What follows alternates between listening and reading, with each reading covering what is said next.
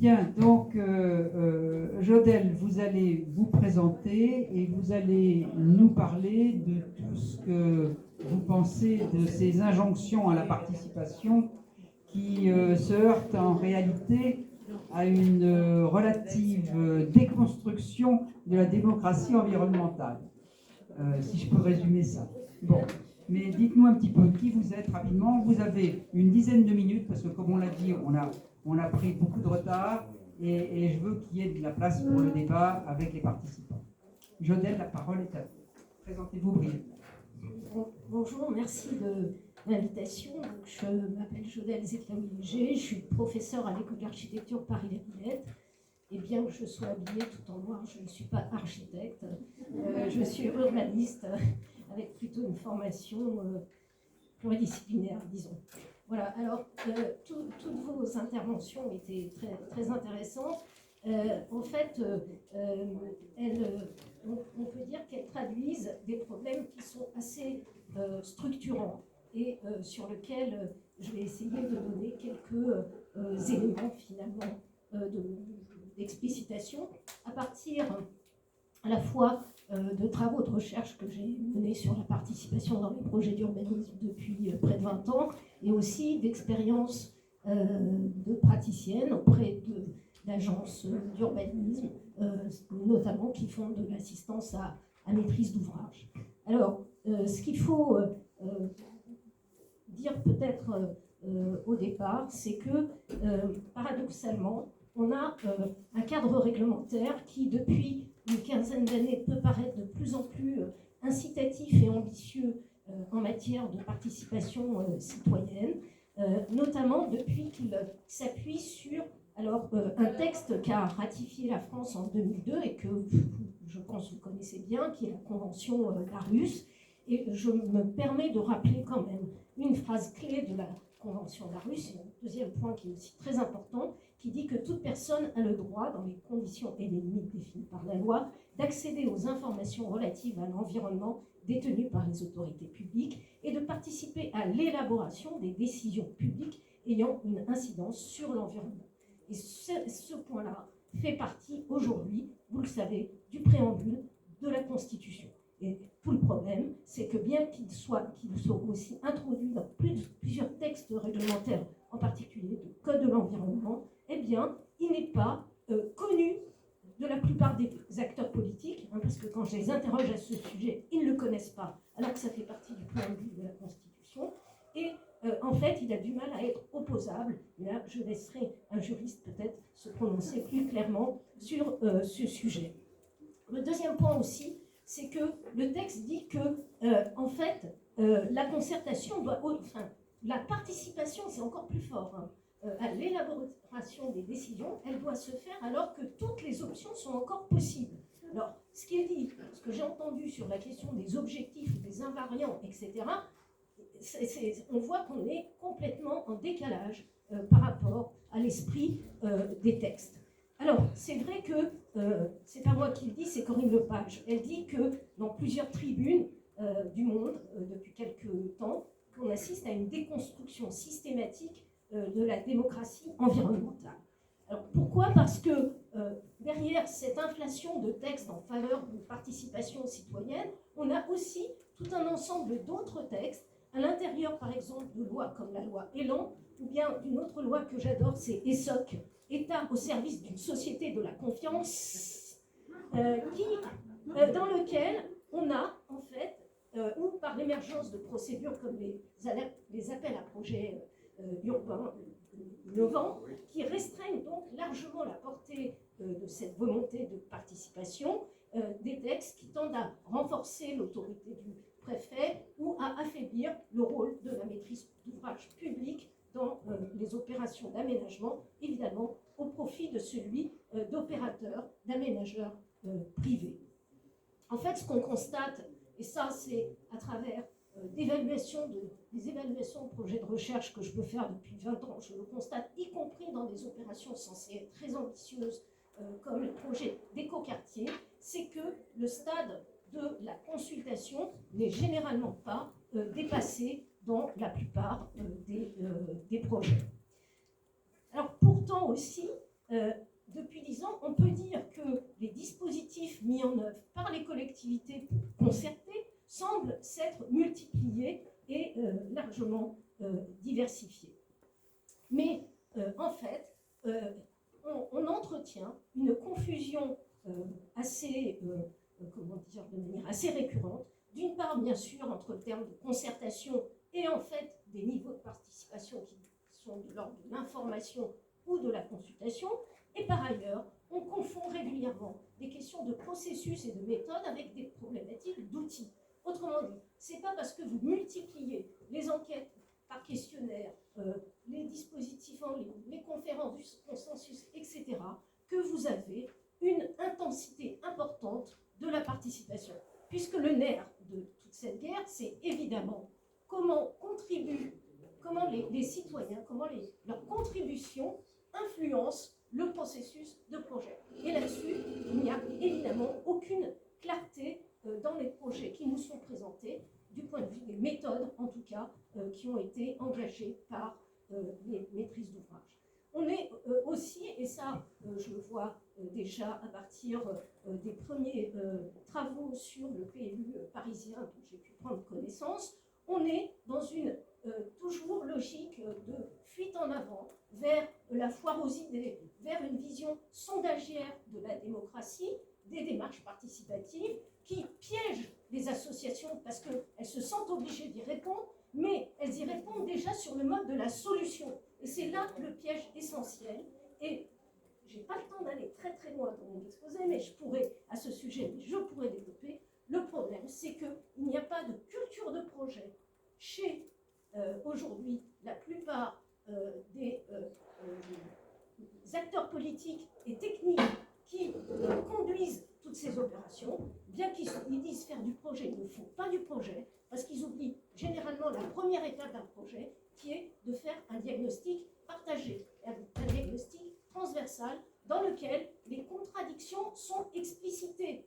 Or, tant qu'on ne dit pas qu'il y a des contradictions entre des enjeux, par exemple, de respirer en ville, de nature en ville, de santé alimentaire, etc., et des problèmes financiers liés notamment au fait que les ressources des collectivités sont basées sur des mètres carrés construits, tant que ce point-là n'est pas discuté, et n'est pas seulement discuté avec, il doit être conjointement discuté avec les investisseurs économiques, les promoteurs, les opérateurs et les citoyens. Et tant qu'on ne fait pas des conventions dans lesquelles il n'y a pas seulement les habitants, mais il faut réclamer des conventions avec les promoteurs, avec les aménageurs. Il faut arrêter de dissocier la participation citoyenne de tous les dispositifs collaboratifs, notamment complètement opaques, les concertations opaques que font les décideurs politiques avec les décideurs économiques.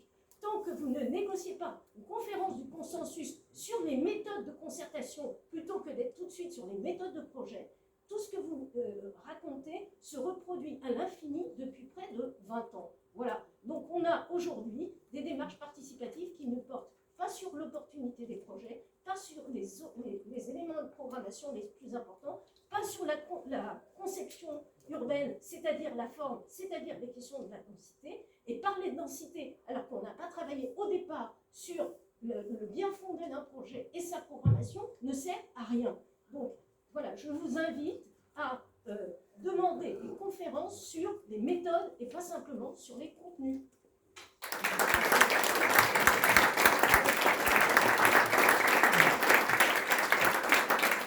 Merci Jodelle. Je pense que ça résonne beaucoup dans ce qui a été dit tout à l'heure par Olivier Ansart sur la fin brutale de la concertation sur Paris Nord-Est, un site internet qui disparaît des écrans, une structure de concertation qui ne se réunit plus, alors que les projets sont en cours et que l'essentiel des grands aménagements sont en perspective. Et je rejoins ce qui a été dit aussi tout à l'heure. Il faut profiter de cette période de débat intense qui s'ouvre avec la présidentielle pour mettre au jour toutes ces questions et dénoncer ces pseudo-conventions citoyennes, ces échanges par Internet où c'est comme sur les sites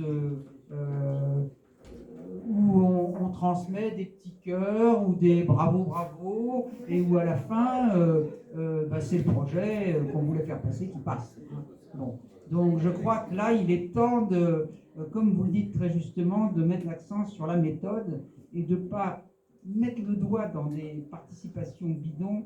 Et je pense que là-dessus, il y a une réponse qui est celle de la mobilisation. Et je pense que Louis Cofflard va nous en dire un mot sur les relations entre le droit et la mobilisation. À toi, Louis. Merci Muriel, merci beaucoup, merci pour l'invitation. Voilà, c'est un grand plaisir d'avoir écouté les différentes associations par rapport aux différents projets. C'est des choses que moi je retrouve dans mon cabinet, puisque je suis effectivement un avocat quand même assez engagé, initialement auprès des amis de la Terre, mais aussi d'autres associations. Et voilà, c'est un vrai plaisir que de défendre ces questions qui sont éminemment, ça a été dit, enfin, globalement, c'est vraiment difficile de ne pas souscrire à peu près tout ce qui a été dit.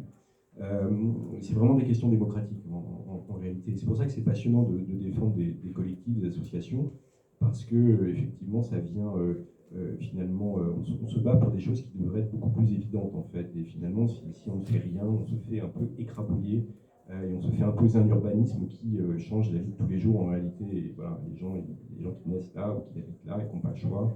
Donc en fait, c'est des questions qui sont hyper importantes. Les questions de santé publique, évidemment, on le sait tous, c'est des questions d'esthétique, c'est des questions de vie. Voilà, finalement, ça fait partie des questions les plus importantes de la vie. Et donc, la question, si j'ai bien compris, hein, ce qui m'a un peu posé, c'est finalement, ou que j'ai envie de reformuler, c'est à quoi sert le droit finalement? Est-ce que quand un projet est très politique, ou est-ce que quand il est très soutenu par la ville, finalement, on peut faire un recours, mais on sait que ça ne passera pas, parce que finalement, le permis a été délivré, et que, a priori, c'est bien que le PLU est respecté. Voilà, est-ce qu'on n'a aucune chance de gagner quand on est face à des promoteurs qui peuvent payer plein de cabinets d'avocats, plusieurs ou nombreux? Mon expérience tend à dire, et je suis certain de la vôtre aussi, que pas du tout.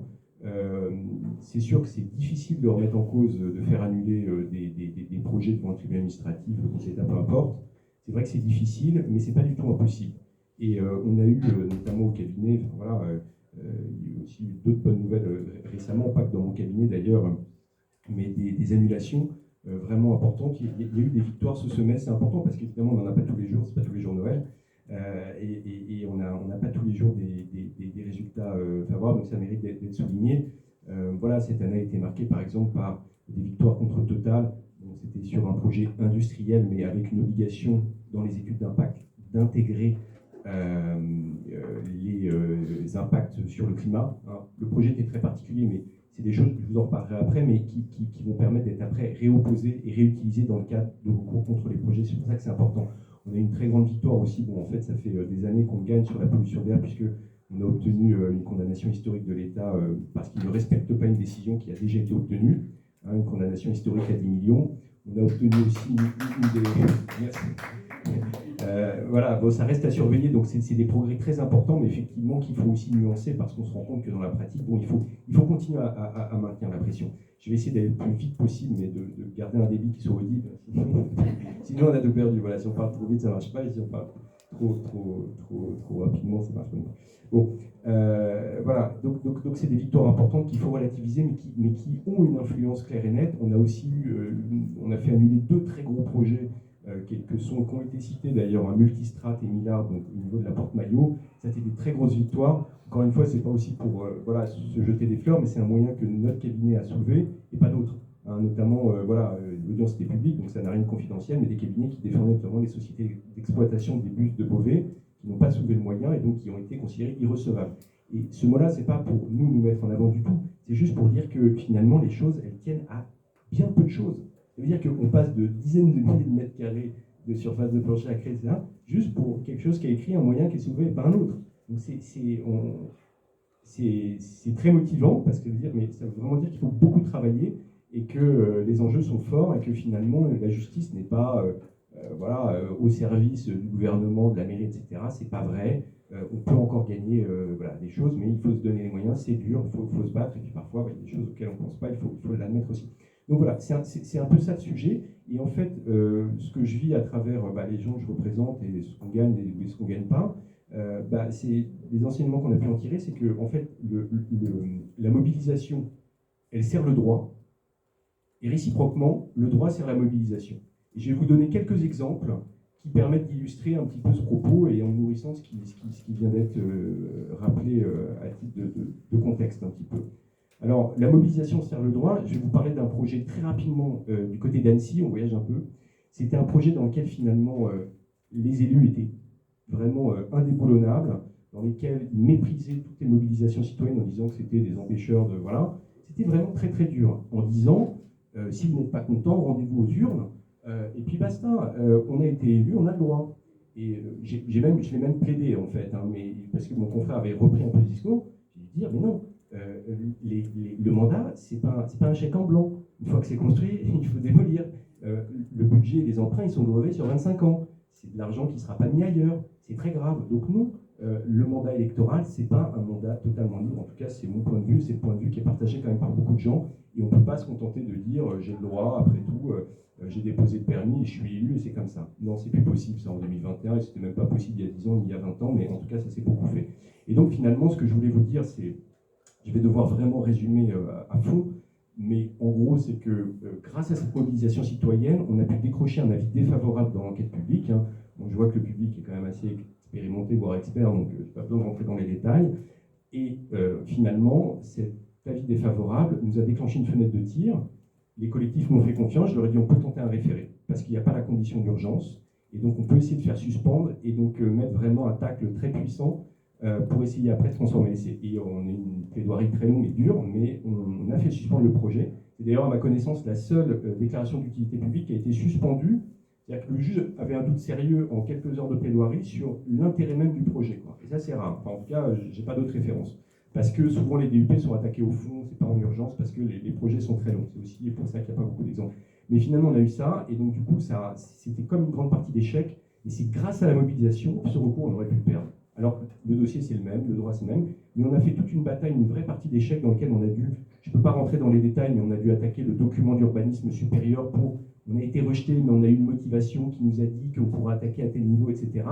Et tout ça, ça a été dur, ils m'ont fait confiance, il y a eu des doutes, il y a eu des sueurs froides, mais au final, on a gagné.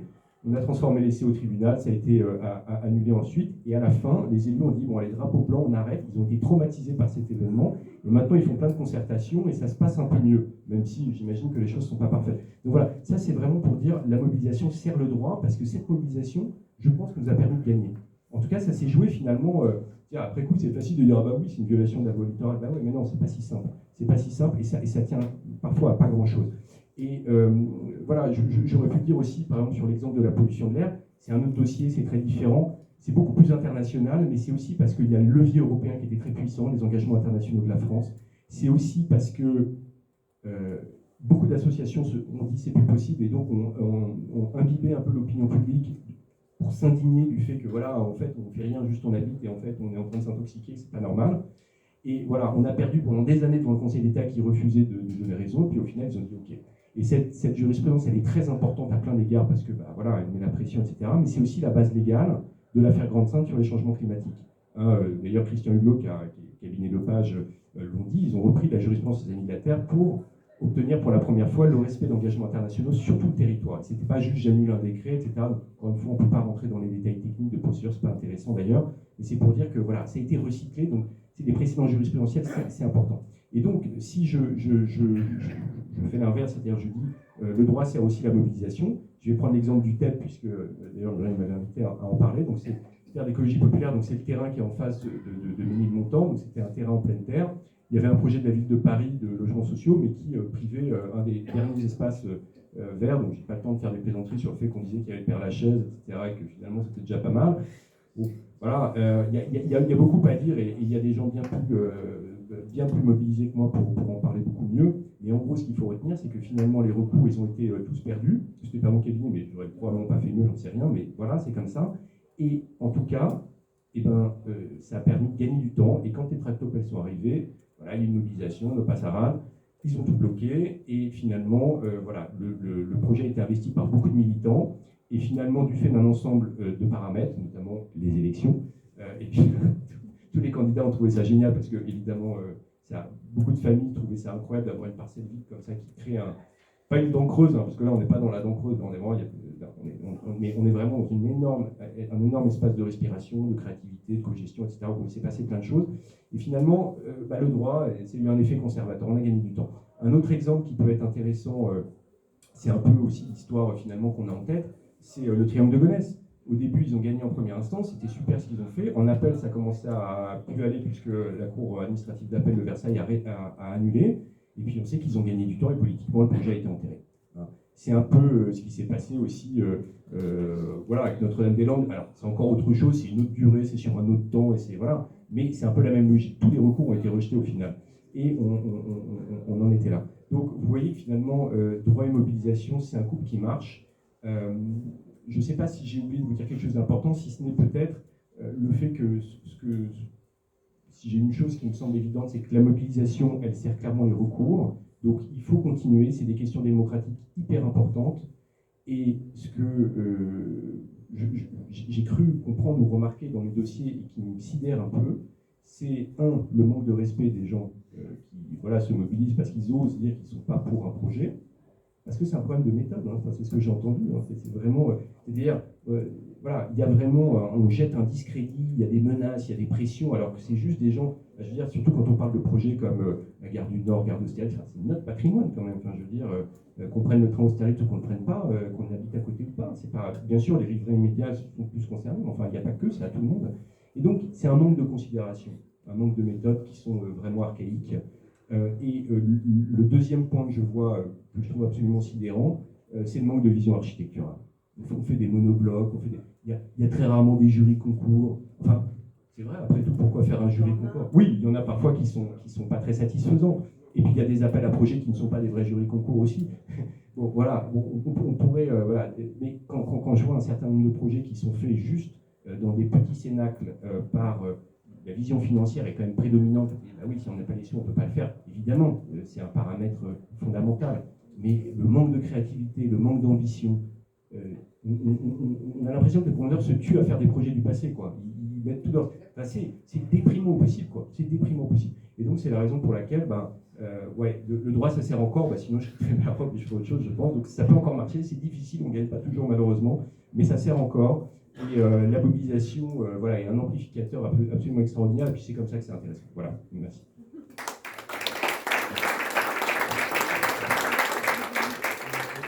Merci Louis pour ce vibrant plaidoyer, pour la mobilisation. Et Bernard, tu vas nous parler de Paris, ville dense, Paris, ville carencée en espace vert, et pourquoi le PLU de 2016 a permis toutes les surdensifications et que le moment est venu pour nous de prendre toute notre place on l'espère, dans l'élaboration du prochain, mais en tout cas de se faire entendre. Vas-y. Oui, bonjour. Tu te présentes pour ceux qui ne te connaîtraient pas, par hasard. Non, alors bon, je m'appelle Bernard Landau et je suis architecte urbaniste retraité. Voilà. Enfin, pas complètement, en fait. Voilà. Non, mais je vais, parce qu'il y a eu tellement de choses de dites que je crois que l'important, c'est le débat, hein, ensuite. Alors, je vais essayer de faire passer 2-3 idées. Attention au fil. Alors, d'un certain point de vue, le fait d'avoir dit on va faire un PLU bioclimatique, c'était plutôt une bonne idée. Hein, parce que ça parle des choses dont il faut parler. Bon. Alors, ce que l'on perçoit mal quand même, alors que on va réviser le PLU de Paris, on commence à réfléchir, je ne sais pas s'il y aura une métropole après les élections, mais un SCOT métropolitain, et la région révise son schéma directeur. Alors, si on prend un peu de recul sur le plan du temps long, si vous voulez, tout ça intervient alors que la question du climat devient la question centrale. Enfin, c'est pour ça qu'on fait tout ça, si vous voulez, en fait.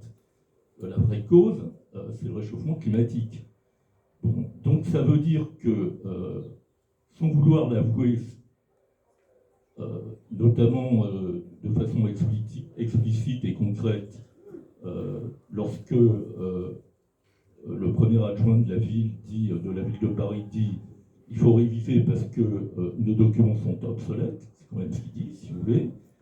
Ça voudrait dire pourquoi ils sont obsolètes, en quoi ce qu'on a fait jusqu'à maintenant serait éventuellement pas la bonne direction, en quoi il faut changer, et ça veut dire en même temps qu'en réalité, on est sur un moment qui est de même importance, si vous voulez, que ce qui s'est passé entre la fin des années 60 et le début des années 70, comme un des grands tournants de la conception de l'urbanisme dans notre pays. Si ce n'est que là, moi j'en suis assez convaincu, si vous voulez, c'est que qu'on le veuille ou non, et le temps que ça prendra, on va être obligé de changer fondamentalement un certain nombre de choses dans la façon dont on pense l'aménagement de nos villes.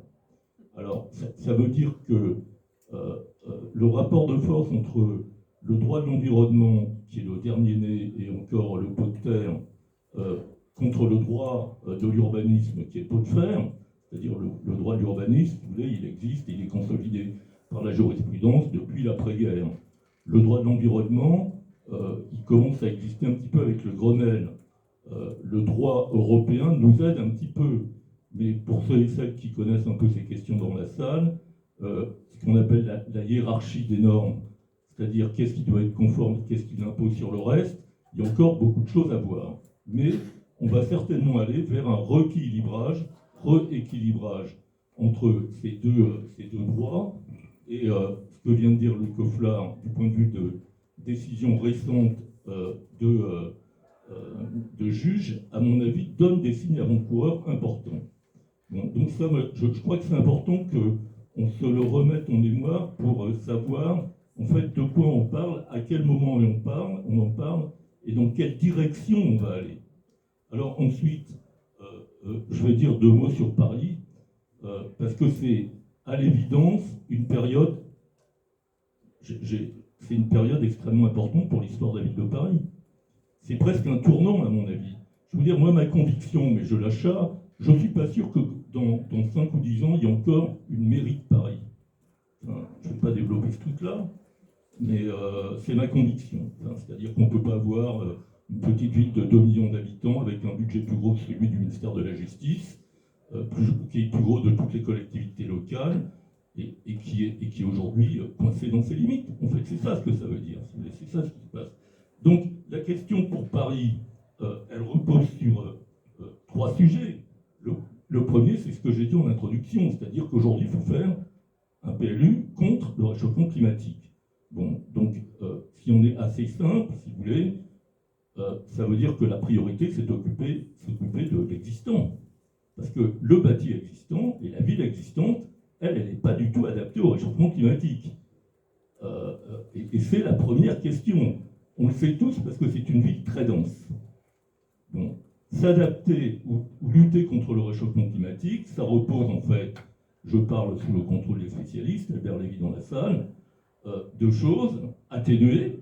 Bon, donc atténuer, c'est atténuer tout ce qui contribue à l'effet de serre, à la couche qui empêche autour de la planète au gaz de se dissiper. Alors, il y a ce qui concerne les mobilités, c'est pas dans le PLU, les mobilités, c'est à la marge avec les places de parking. Il y a ce qui concerne les bâtiments, et puis il y a ce qui concerne l'industrie, il y a très peu d'industrie à Paris. Et puis il y a un deuxième sujet, donc on va parler de ça en fait dans le PLU, si vous voulez. Et il y a un deuxième sujet, c'est s'adapter, c'est-à-dire que, et s'adapter, là on va toucher, si vous voulez, à 2 sujets. Est-ce que le règlement dont nous héritons, notamment avec ces évolutions qui, en 2007, si vous voulez, enfin, beaucoup de personnes savent ce que je faisais comme métier dans la salle. Donc, ce qu'on a écrit dans la révision du PLU en 2007, c'est une densification mesurée. Mesurée, je peux même témoigner, puisque j'étais dans des postes importants, on a demandé le lendemain des élections avec Delanoë à des promoteurs d'enlever des étages à des immeubles sur lesquels ils avaient des permis de construire. Ils ont dit, mais attendez, c'est pas possible, c'est dans le règlement. On leur a dit, attendez, on vient d'être élus, si vous voulez qu'on continue à travailler à Paris, vous enlevez 3 étages. Bon. Mais entre ce qui a été dit en 2007, enfin, c'est bien, je vous donnerai Je vous donnerai les exemples si ça vous intéresse. Hein. Même un des promoteurs, c'est un copain. Bon.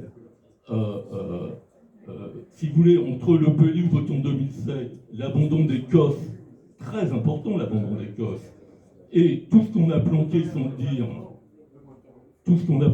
le dire, dans la révision Vallée de 2016, le fait, par exemple, sur les terres de mer, d'enlever la réserve pour espace vert. Enfin, si vous voulez, des comme ça, il y en a eu pas mal. Ou un autre fait, là, dont on va reparler dans les semaines qui viennent, sur Masséna-Brunzeau, si vous voulez, la ville de Paris avait voté qu'on peut faire de la grande hauteur autour du périphérique, mais que pour faire du bureau. Et dans le PLU de 2016, il y a une petite phrase qui bouge, si vous voulez, sur Masséna-Brunzeau, et qui dit « pas exclusivement pour du bureau ». Voilà. Eh bien, les deux tours dont nous allons beaucoup parler, si vous voulez, sur Masséna-Brunzeau, à côté de la tour du Haut qui est aujourd'hui construite, ce sont des tours de logement en accession, à côté du périph'. Oui, tu vas avoir du travail. Bon, alors ça si vous voulez, c'est la première chose. La deuxième chose pour Paris, c'est que la ville est quasiment finie. C'est-à-dire, depuis l'élection d'un maire avec Jacques Chirac, toutes les réserves foncières potentielles sur les terrains de la SNCF, sur des anciennes industries, sur le parc de la Villette, où Giscard décide, là où il y avait les abattoirs, d'en faire un parc, les usines Citroën en ont fait un parc. Enfin, si vous voulez, il y a plus de grain à moudre. Il y a un petit grain à moudre qui est quand même dans un terrain franchement pas terrible, en fait, quand on y réfléchit. Moi, je me demande pourquoi on s'obstine à vouloir faire des trucs sur Bercy-Charenton. Franchement, c'est des terrains assez paumés sur les voies ferrées.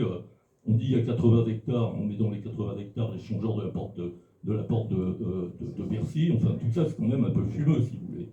C'est peut-être, je dis au passage, en fait, c'est peut-être pour ça que dans les échanges entre la mairie de Paris et la SNCF, la ville s'est un peu écrasée sur la gare du Nord. Enfin, je pense ça comme idée. Il y a peut-être une promesse que sur les terrains de Bercy-Charenton, on vous laisserait faire, enfin, on vous les vendrait au bon prix parce qu'on allait y faire pas mal de choses. Bon. Mais objectivement, si vous voulez, Paris est fini. Enfin, attendez, c'est ça ce qui se passe. Et c'était un moment très important de l'histoire de Paris, parce que un jour, quelqu'un m'a demandé qu'est-ce que vous pensez des réinventés. C'est marrant parce que j'ai eu du mal au-delà de dire c'est une magnifique opération de communication, parce que peut-être tout le monde y a cru, mais l'idée qu'il y avait derrière les réinventés au moment de la mondialisation et de l'émergence des métropoles sur le plan mondial, certains élus parisiens ont dû penser que pour être dans le coup, il fallait faire des tours dans Paris. En fait, c'est aussi bête que ça. Hein. Réinventer, c'était réinventer le Paris que des millions de touristes aiment. Les gens, ils viennent à Paris pas pour voir un tour de nouvelles. Hein. Enfin, je pense. Hein. Ils viennent à Paris pour voir Paris, pour voir... voilà. Bon, donc, c'était ça un peu les réinventer. Et dans cette période des réinventés, si vous voulez, il y a eu énormément d'argent, des fonds de pension. Moi, j'ai été au MIPIM. Au MIPIM, vous croisiez les promoteurs, ils venaient sur le stand de la mairie de Paris, puis ils vous disaient j'ai 300 millions à placer, je fais quoi? Bon, et donc, on lui dit on va peut-être faire un concours au fond de Paris Gauche, et c'est un fonds de pension canadien qui fait la tour de Natexis, dessiné par Jean Nouvel, c'est ça. Bon. Donc, la ville est finie. Et le dernier sujet, si vous voulez, dont on me parle peu, c'est qu'on ne peut absolument plus penser l'avenir de Paris sans penser l'avenir de la région parisienne et de la métropole. Enfin, je veux dire, mais sur tous les plans, sur le plan du logement, évidemment, sur le plan des trames vertes, sur le plan des gares. Prenons l'exemple de la gare du Nord, si vous voulez, ce débat sur la gare du Nord. En fait, peut-être que si on construisait l'interconnexion TGV à Pleyel, on arrêterait de nous dire, parce que sinon je ne suis pas du tout persuadé, gare du Nord, il fallait moderniser la gare du Nord, parce que 300 000 voyageurs allaient arriver. En fait, bon, d'ailleurs, le projet est tombé comme une baudruche. À mon avis, ça vaudrait quand même le coup d'expliquer sur le fond pourquoi, parce que peut-être que d'autres pourraient tomber. Voilà, donc je lâche comme ça, si vous voulez, quelques idées pour prendre un peu de hauteur de vue sur cette révision du PLU. Elle va servir à quoi? Moi, je crois que, si vous voulez, il y a évidemment un moratoire, ça va être difficile sur des tas de coups partis. Si la ville n'a pas entendu ce que racontent toutes les associations dans leur mobilisation, on a discuté avec M. Depardon, il est sympa, quand on lui a dit quand même, les règlements, c'est la surdensification. Alors lui, il n'aime pas le terme, il a dit « si ça montre que le PLU aidait à la construction dans Paris, c'est vachement bien ». Enfin, vous voyez, on va avoir des petits débats sémantiques. Mais non, il faudra dire les choses comme elles sont. Et il faudra en discuter très concrètement dans le règlement. Et l'un des points les plus importants du règlement, ça sera la pleine terre. C'est-à-dire, ça sera de retrouver, non pas un coefficient de biotope qui trompe tout le monde, mais de la pleine terre sur la ville. Voilà, bon, j'arrête, je crois qu'il faut qu'on discute. Merci. Bon, on a pris beaucoup de retard, donc on ouvre le débat là, parce que je pense que aux différents interlocuteurs, vous avez peut-être des questions à leur poser et réagir par rapport à ce qui a été amené. En tout cas, merci à eux tous, parce que c'était clair, percutant et appuyé sur l'expérience. C'est ça qui nous intéresse dans les professionnels engagés, c'est qu'ils amènent leur savoir, ils amènent leur expérience, et ça sert nos combats. Alors, la parole est à la salle. On se fait un petit quart d'heure de débat avant de passer à la troisième séquence, qui sera celle d'interpeller effectivement les représentants des groupes politiques, parce que vous n'ignorez pas, il va y avoir des conseils de Paris en octobre et en novembre, et que je pense que l'histoire des objectifs du PADD va être abordée, et que j'espère qu'au préalable, on aura une restitution publique de la phase de diagnostic. C'est ce que nous a promis M. Depardon, mais si c'est de nouveau pour avoir un aller-retour sur une plateforme Internet, c'est pas très intéressant. Bonjour, Madame Simone. Bonjour. Bon, la parole est à la salle. Oui, vas-y. Si vous voulez venir à chaque fois vous rapprocher, si vous voulez venir vous rapprocher et vous parler très brièvement, et on prend peut-être 4-5 questions et ensuite on voit qui répond à la tribune. Vas-y. Bonjour à toutes et à tous, Yves Fontasso, j'ai été élu au Conseil de Paris jusqu'en 2020 et je dois dire je suis content parce que je crois que j'ai voté contre tous les projets que vous avez présentés. Parce que justement, cette conception de la ville, et ce que l'a dit Bernard Messica, c'était la modernité, c'était ça, mais c'était aussi la privatisation de l'aménagement de la ville de Paris. C'est quand même un choix politique majeur de dire c'est plus la puissance publique qui construit la ville, on laisse les promoteurs décider puisque c'est eux qui faisaient les projets, y compris en termes de contenu. Il n'y a jamais eu de vote au Conseil de Paris sur le contenu de ces projets. C'est quand même un scandale absolu. Mais au-delà de ça, il me semble que là, on est devant un choix qui va être un choix tout à fait essentiel que tu as évoqué.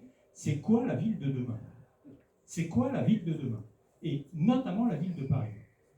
Quand on voit la crise de l'immobilier de bureau et la part de l'immobilier de bureau dans Paris, ne pas considérer que l'enjeu majeur parisien, ça va être la reconversion de centaines de milliers de mètres carrés de bureaux qui ne vont plus trouver preneur.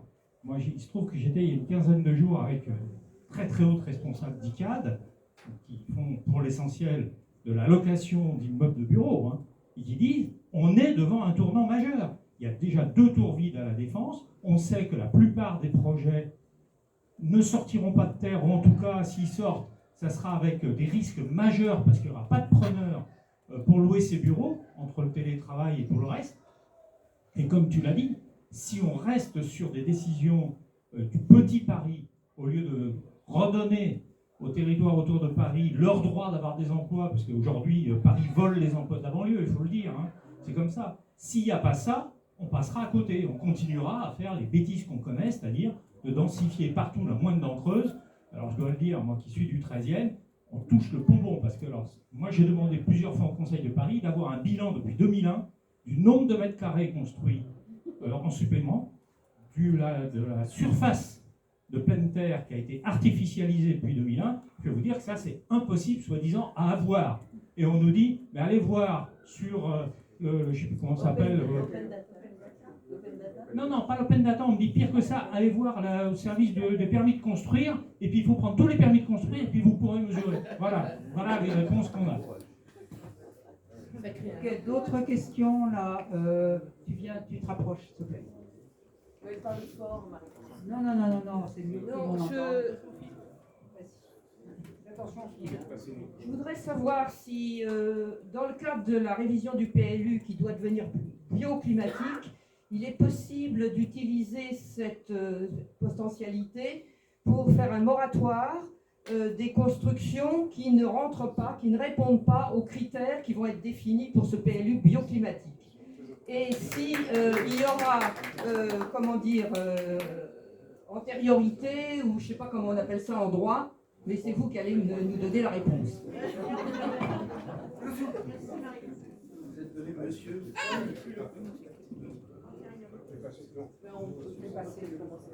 Non, je voulais rebondir sur ces questions parce que c'est très très important et c'est effectivement ce que j'ai dit tout à l'heure. Moi, on est effectivement à un tournant, pour reprendre l'expression de Bernard, historique, et que là, après une crise sanitaire, je veux dire qu'on a vécu, qu'on est en train de vivre, qui n'est pas terminée. Donc après cette crise sanitaire, et donc dans le cadre de cette discussion, il y a urgence à réorienter les projets, donc non pas abandonner nécessairement, mais au moins à se remettre autour d'une table pour discuter au niveau des projets qui pour l'instant sont dans les cartons en quelque sorte. Voilà. Donc ça c'est une question, moi, qui me semble fondamentale et qu'il faut absolument porter dans les prochaines semaines.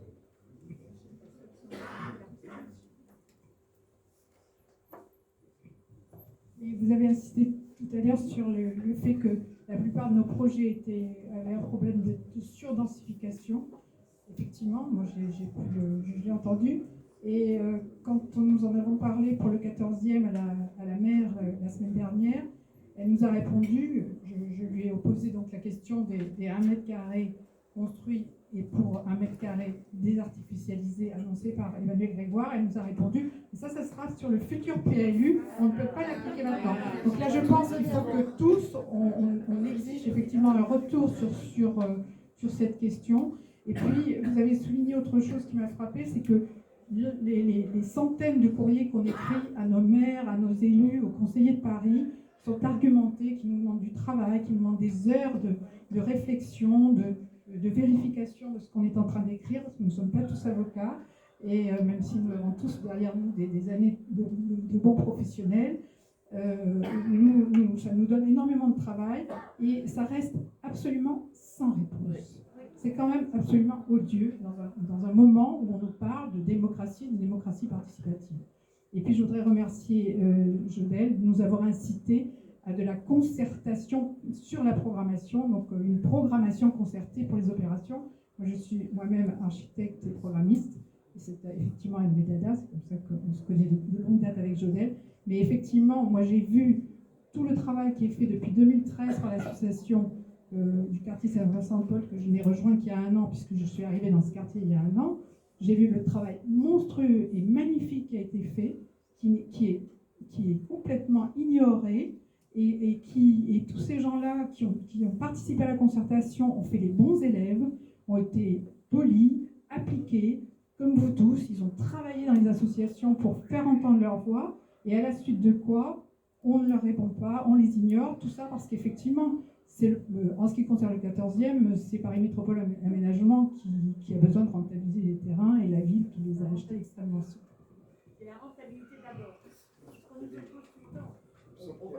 Je vais passer une prise de parole. Alors, donc,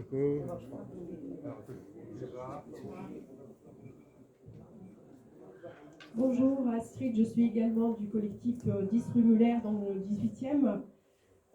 J'avais différentes petites questions. Donc nous sommes un tout petit collectif, nous ne sommes pas très nombreux, voire je peux dire peut-être nombreuses, à nous mobiliser sur ce projet-là. Et nous, on aurait besoin d'un architecte urbaniste pour nous appuyer pour quelques heures de conseil. Donc je lance un appel, puisque c'est aussi, je pense, le lieu de se concerter ici. Par contre, nous, on a une expérience pour comment avoir des réponses de la mairie. On a été assez fort pour ça. Au cabinet d'Emmanuel Grégoire, on a toujours eu des réponses à nos courriers. Donc là, on peut peut-être appuyer d'autres collectifs. Donc c'est un peu comme ça que je vois ça, la mise en réseau. On voulait aussi vous demander qu'est-ce qu'on pourrait peut-être faire comme action commune dans les prochaines semaines ensemble. Donc c'est vrai qu'on a déjà parlé de cette histoire de moratoire sur les projets en cours. Nous, on a commencé à travailler sur une lettre ouverte à Anne Hidalgo. Donc c'est pas le seul projet, je pense, on n'est certainement pas les seuls à avoir eu cette initiative, mais elle n'est pas envoyée, le courrier n'est pas finalisé. Donc on pourrait tout à fait aussi prévoir quelque chose, voilà, faire signer à plusieurs collectifs.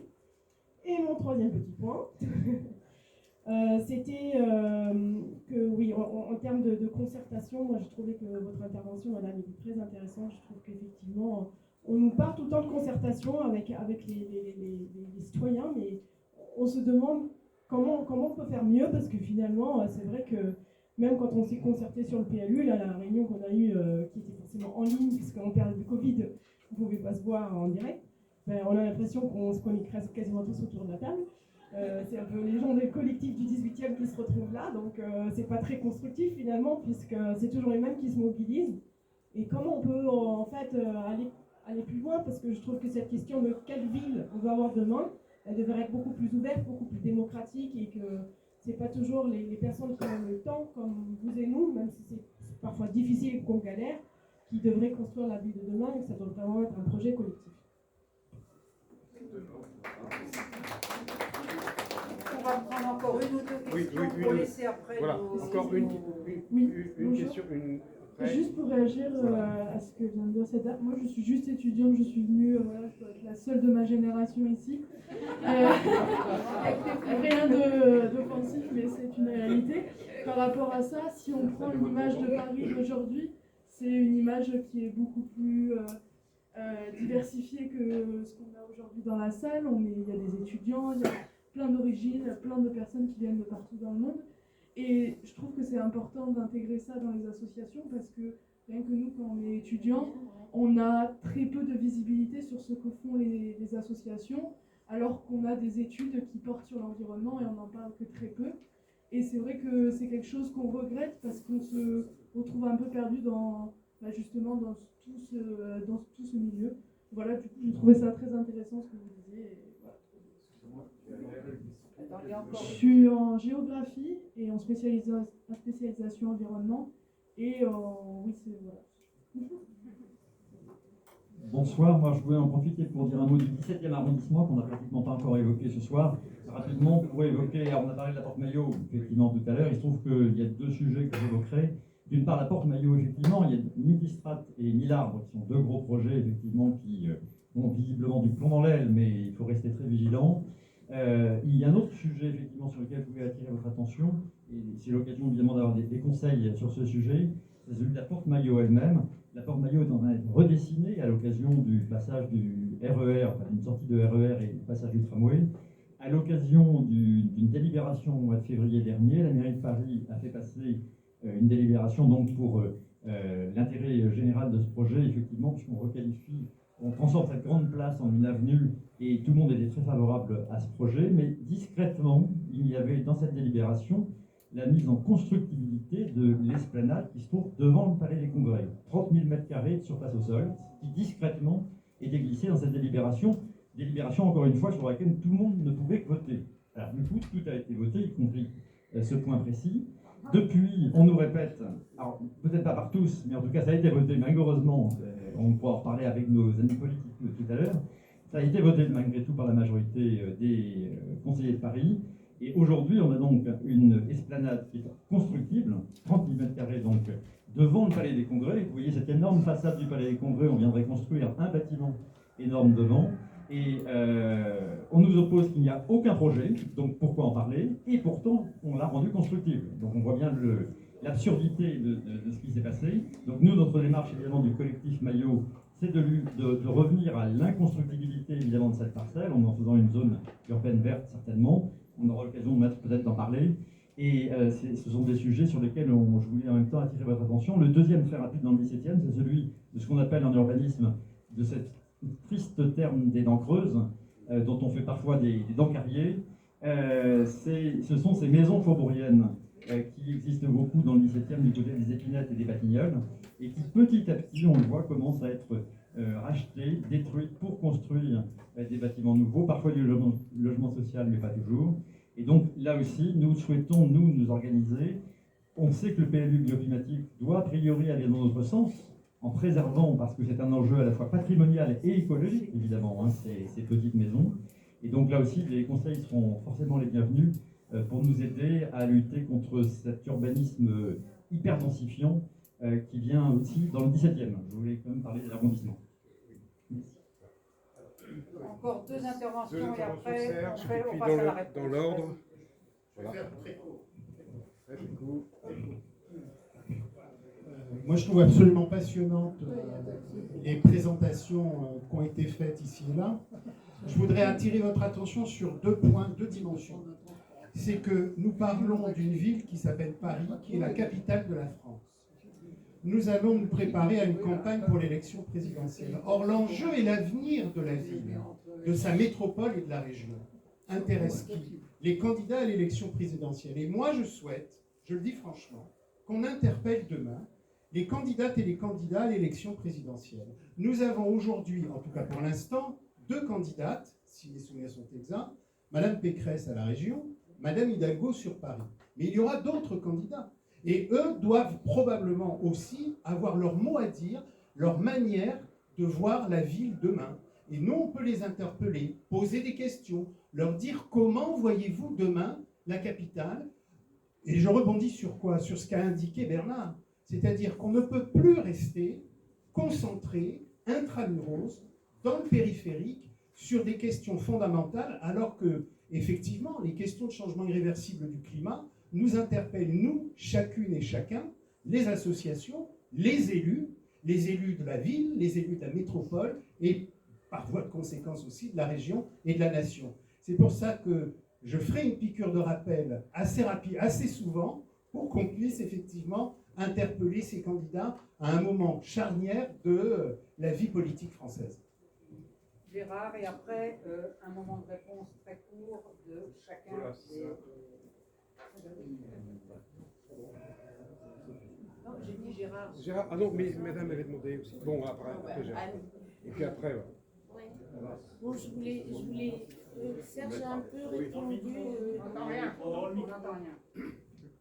Serge a un peu répondu à la question que je voudrais poser, c'est les moyens d'informer le public, parce que personne ne connaît tous ces problèmes, toutes ces luttes, personne ne les connaît, enfin très peu, quoi. Même les articles qui passent, ils sont verrouillés, donc on peut même pas savoir en entier la problématique de chaque association. Et par exemple, ce que vient de dire ma voisine, que les universitaires ne sont pas au courant non plus, même ceux qui sont spécialisés dans l'environnement. Enfin, je pense qu'il faudrait vraiment qu'on arrive à informer Ça fait partie des le public. Eh ben oui, mais comment? C'est ça, il faudrait qu'on fasse... On va essayer d'y répondre. Ouais. Et après, Donc, et après, voilà. Oui, moi juste en un mot, deux points. Le premier, j'ai trouvé effectivement très intéressant ce que vous avez dit, Madame Jodel, sur le fait qu'il fallait discuter de la méthode de concertation. Et là, moi je voudrais savoir si vous pouvez nous en dire un peu plus. D'un point de vue pratique, donc on a soumis des contributions au mois de juillet. Donc on sait qu'elles vont probablement, une synthèse va probablement être présentée au Conseil du mois d'octobre, peut-être de novembre. Il y a eu des réunions d'information dans les différents arrondissements. Moi j'étais à la réunion d'information du 15e, parce que le 15e, il y avait 100 personnes. Depuis, ça fait plus de 3 mois. J'ai demandé à avoir un compte rendu. Impossible d'avoir le compte rendu à la date d'hier. Moi j'ai une contribution, alors en octobre de l'année dernière, ma contribution a été la deuxième la plus votée du 15e et la deuxième la plus commentée de tout Paris. Ma contribution, en fait, dans le rapport de restitution qui a été fait au Conseil de Paris, il y avait juste le titre de la contribution qui existait. Et donc, rien du tout. Il y a des contributions qui étaient décrites sur 10 lignes ou des choses comme ça. Ma contribution, qui était quand même... Alors après, bon, effectivement, quand vous discutez avec Mme Grégoire, il me dit « Qu'est-ce que vous me dites? Qu'est-ce qui me dit que vous êtes représentatif ?» Peut-être pas représentatif, mais bon, on a quand même un certain point à Paris, vous pourriez au moins discuter avec nous. Et après, moi, ce que je lui ai dit, bah, si on n'est pas représentatif, attendez, si vous ne savez pas si on est représentatif, vous faites un référendum. Vous faites un référendum sur notre projet. Alors il me dit oui, mais on ne sait pas sur quel périmètre le faire. Je lui dis le périmètre, c'est celui que vous voulez. Vous faites ça sur le quartier, sur le 15e, vous faites ça sur ce que vous voulez. Et bon, on voit bien qu'on est dans un langage de sourds. Donc, ma première question, c'est effectivement sur la méthode de concertation. Moi, je serais intéressé à est-ce que vous pouvez nous en dire un peu plus? Comment arriver à faire quelque chose? Parce qu'on voit bien que c'est l'exécutif qui décide. Et nous, en fait, on est un peu. On ne fait pas partie de la définition des règles du jeu, quelque part. Et après, ma deuxième question, elle est plus effectivement sur. On a discuté de moratoire, on a discuté effectivement de densification, sur densification, qui sont des points extrêmement importants. Moi, il y a un point qui me tient à cœur, c'est ce que j'appelle la sanctuarisation des espaces verts. C'est d'ailleurs la contribution que j'ai faite, les deux contributions, celle que j'ai faite en octobre de l'année dernière et celle que j'ai refaite en janvier cette année. Il y a eu des réponses justement qui ont été apportées par Emmanuel Grégoire lors de la réunion de l'arrondissement du 15e. C'est pour ça que j'aimerais bien avoir un compte rendu pour savoir comment c'est reporté. Et je voulais savoir sur ce sujet de la sanctuarisation, parce qu'avant d'étendre les espaces verts, il fallait déjà essayer de protéger les existants. Alors effectivement, il faut se battre sur le fond, mais sur ce sujet de la sanctuarisation des espaces verts, alors là, la question est un peu plus générale. Qu'est-ce qu'on peut faire pour avancer dans ce sujet-là, de la même manière pour avancer sur les moratoires et sur les autres sujets? Voilà. Très bien. Bon, donc là, on a trois experts, 4 experts. Vous répondez à la question qui vous a touché en 3 phrases. Je dirais que par rapport à ce qu'il avait dit sur la méthode de concertation, il y a vraiment une très très grande mauvaise foi qui vous est proposée, parce que ces derniers temps, on ne peut pas dire qu'on manque de démarches et de gens compétents pour développer ces démarches. Et la ville de Paris, elle-même d'ailleurs, fait appel parfois à des cabinets qui peuvent être tout à fait compétents sur le sujet. Je ne vais pas faire de la publicité à certains, mais ne serait-ce qu'un cabinet même qui travaille assez souvent avec la ville de Paris comme Ville Ouverte, sait très bien comment on peut le faire. Il y en a d'autres qui savent très bien travailler sur ces questions de diversification des publics. Et c'est toujours vraiment très drôle de dire aux associations, alors quand on a besoin d'interlocuteurs et de relais vers les habitants, on prend les associations. Quand on a besoin de gens qui montent des initiatives, des projets, et puis après on leur dit, quand on est sur des questions un peu plus délicates, vous n'êtes pas représentatif. Donc ça, c'est vraiment de l'enfumage, parce qu'on sait comment faire autrement, y compris avec des conventions citoyennes qui ont montré comment on peut avoir une diversité de personnes qui participent. L'enjeu, et ce que les politiques refusent depuis 20 ans, parce que ce que j'ai entendu tout à l'heure sur le projet Gare du Nord, qui était parti au départ sur simplement un retoilettage et qui débouche sur un projet pharaonique, on a eu le même avec le quartier des Halles, sur lequel j'ai travaillé pendant longtemps. Et quand on avait proposé une méthode à l'époque, à la ville de Paris, de concertation qui était basée sur des itérations entre les groupes de réflexion et les groupes de décideurs. Des itérations, ça veut dire que on fait travailler les gens à partir de questions précises. Et ici, les questions précises, la première chose à demander, ça devrait être quel est le bilan aujourd'hui de la ville de Paris sur la question des émissions de gaz à effet de serre, sur la question de la dépendance aux énergies fossiles, sur la question de la lutte contre le réchauffement climatique, la préservation de la biodiversité et l'autonomie alimentaire. Ça, c'est les 5 points les plus importants aujourd'hui qu'ont mis à l'agenda les grandes villes qui ont mis en place des stratégies urbaines contre des stratégies bioclimatiques. Quel est le bilan que fait la ville aujourd'hui de sa trajectoire sur ces aspects-là?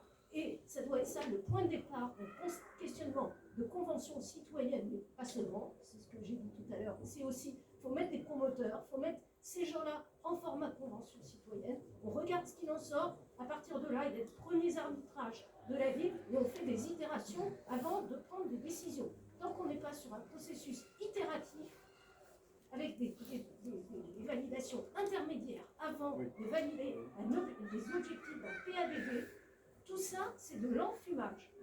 Tous les dispositifs, les outils pseudo-numériques, etc., qui sont mis en place, seront de l'enfumage. Louis, 3 phrases en piquant ce qui a été dit et qui a tilté chez toi. Vas-y. D'accord. ne garantis pas le nombre de phrases, mais je vais essayer de faire très rapidement. Oui, donc je vais juste essayer de reformuler les questions que j'ai pu comprendre. En gros, c'est comment, voilà, est-ce qu'on peut rendre vraiment opposable un PLU, etc. Et moi, j'ai envie de vous apporter deux formes de réponse. La première, c'est qu'il faut absolument, quand il y a des recours, les gagner pour les gagner, d'accord, mais parce qu'après, ça crée des précédents. Et tout à l'heure, je vous ai parlé, j'ai dit, le droit sert à la mobilisation, je dis, ça peut, ne serait-ce qu'à titre conservatoire, faire gagner du temps pour que la mobilisation grandisse, et du coup, qu'il y ait un échec politique au projet. Enfin, disons que la politique change et que le projet échoue. Ben, c'est un peu ce qui s'est passé dans le cadre de Multistrate et de Millard qui a été évoqué tout à l'heure. Ce qui s'est passé, c'est que grâce à tous les recours, notamment les grandes décisions sur la pollution de l'air, eh bien, le tribunal a pu se saisir du fait que se mettre au-dessus du périph' et en surplomb du périph', c'était super grave en fait pour la santé publique. Et si finalement il n'y avait pas eu ce background derrière ces décisions, ça veut dire que finalement les décisions qu'on gagne, elles font des précédents, elles se recyclent et elles permettent d'accentuer la mobilisation. Et c'est pour ça que l'association des FNE et puis des amis de la Terre ont dit c'est pas possible, c'est vraiment un coup de canif, c'est une provocation, c'est-à-dire faire vivre des gens, mettre des crèches au-dessus du périphérique, c'est hallucinant. Et c'est aussi pour ça que notamment l'association des FNE et des amis de la Terre se sont intéressés à la modification de 2016 du PLU, puisqu'elle a, à travers des petites modifications du règlement, ouvert je ne vais pas dire une boîte de Pandore, mais des possibilités qui sont immenses, comme par exemple le fait de dire dans une petite phrase, on peut construire en surplomb du périphérique. Mais c'est démentiel comme possibilité, c'est démentiel. Et c'est ça qu'on essaie de faire stopper aujourd'hui, parce que l'idée peut être intéressante. Enfin, je veux dire, si on considère qu'il y aura plus de voitures, pourquoi pas, mais il faut faire un débat, il faut faire des choses, il faut faire une enquête publique. On ne fait pas ça de manière autoritaire, ou en douce ou en cachette. Parce que c'est exactement ce qui a été fait, parce que ces projets, ils étaient dans les cartons. Ils étaient dans les cartons. Je veux dire, il faudrait être naïf pour ne pas imaginer qu'ils ont fait ça en se disant, tiens, on ne sait jamais, au cas où il y aurait... voilà. Donc, le premier élément de réponse, c'est qu'il faut absolument gagner ces recours. Aujourd'hui, on se bat aussi l'histoire du projet Grenelle dans le 15e. L'idée, c'est de dire, une zone urbaine verte, c'est quoi? Eh ben, c'est pas parce qu'on peut faire de l'agriculture urbaine, on dit que c'est de l'agriculture urbaine. À notre sens, c'est très discutable, parce que pour nous, moi je le vois vraiment comme de la maltraitance, hein, c'est remettre les trucs dans des bacs en plastique, c'est vraiment à plein d'égards très très critiquable, mais en tout état de cause, ce qui se passe, c'est que ça a été classé en zone urbaine verte, notamment parce que c'était un îlot de fraîcheur, parce que c'était des bassins. Mais eux, ils s'en servent comme de dalles.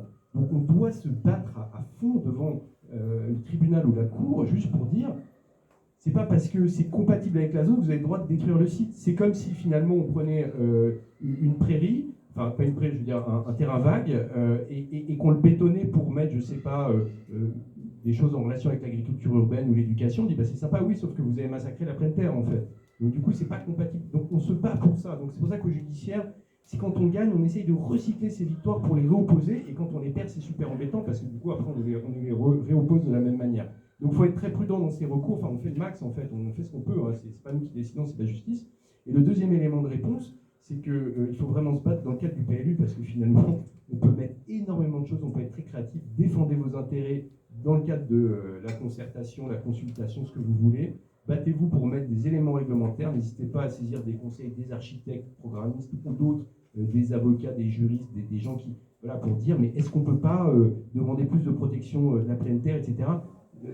C'est sidérant la technique, hein, c'est très difficile, hein, même les praticiens, franchement, c'est très incertain, mais on peut avoir des victoires. Et j'en termine par là, j'ai entendu parler de dents creuses. Et ben, moi, pour une cliente, une personne privée, voilà, j'ai défendu, on a fait annuler un permis de construire sur une dent creuse, justement, dans le 7e arrondissement de Paris, c'est public, hein, c'est un jugement, donc il n'y a rien de confidentiel à cela, en raison des dispositions du PPRI. C'est un branle-bas de combat à la mairie de Paris, parce qu'ici, oh là là, on ne peut plus densifier comme on veut, et pour cause. Je veux dire, ces dispositions-là ouvraient des portes très importantes. Donc, on ne sait pas, ce sera peut-être ce que ça va donner, est-ce que ça va être maintenu, ou est-ce que la jurisprudence va changer. Mais voilà, c'est des petites victoires qu'il faut absolument recycler, et essayer d'expliquer aussi, que ce soit aux juridictions ou même aux politiques, pourquoi est-ce que c'est important. Donc voilà, c'est vraiment les deux fronts. Quand on fait des procès, essayer de les gagner, pas les perdre pour ne pas avoir de jurisprudence négative, et recycler des jurisprudences positives. Et puis, il faut se battre dans le cadre du projet de PLU. Enfin, ça va être long, mais voilà.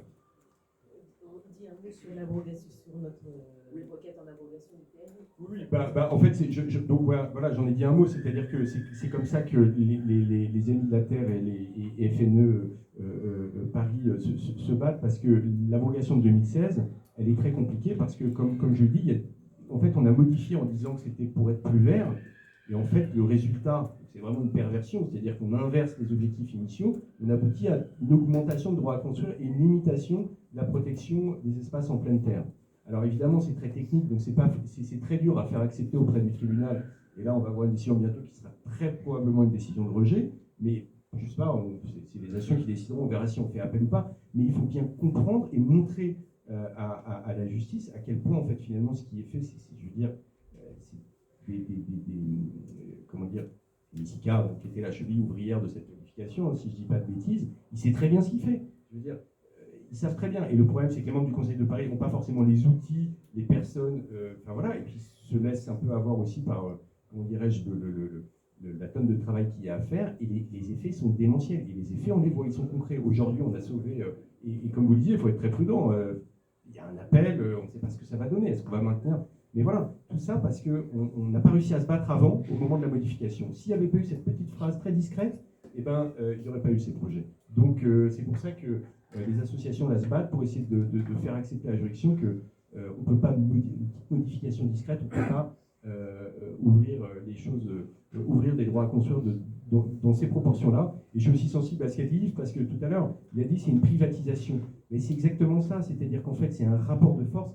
Personne n'est naïf dans cette salle, c'est un rapport de force. Ah bon, vous n'êtes pas d'accord, mais mon projet est génial, mais regarde, je vais vous l'expliquer. Non, mais si vous n'êtes pas d'accord, c'est parce que vous ne l'avez pas compris. En face, évidemment, on dit, bah si, justement, je l'ai compris, c'est pour ça que je ne suis pas d'accord. Les enquêtes publiques, moi j'ai fait des formations devant les commissaires enquêteurs, je dis, est-ce que vous avez déjà vu des gens se mobiliser pour un projet? Ils sont tous ris dans la salle, ils disent, bah non, quand on a des mobilisations, c'est contre. Bah voilà, parce que les gens, ils sortent pas de chez eux tant que tout va bien, et c'est quand justement ils ont un projet qui est près de chez eux. C'est un peu normal, du reste, on est tous un peu pareils peut-être. Mais voilà, c'est-à-dire que à part la Fédération des professionnels du bâtiment, j'ai jamais vu des... Voilà, parce qu'ils ont un intérêt direct au projet. On a rarement ce genre de choses. Donc voilà, il faut accepter que c'est de la violence. Ce qui plaît aux uns déplaît aux autres. Et encore une fois, moi, ce qui me sidère, c'est le manque de vision, de jury concours, d'architectes en compétition, mais une compétition qui soit saine, pas malsaine. Voilà, pour essayer de rendre... Parce que Paris, c'est exceptionnel. Voilà, il y a des sites qui sont exceptionnels. La gare de Sillette est exceptionnelle. On aurait pu parler de l'île Séguin, voilà, à Boulogne, etc. C'est des sites exceptionnels. Ça mérite mieux que des réponses. Il faut faire du bureau, je vais faire du bureau. Alors voilà, je pense que ces sites méritent mieux que ce genre de réponses qui sont extrêmement d'intérêt privé ou politique à un peu, enfin c'est mon sentiment, renoncer.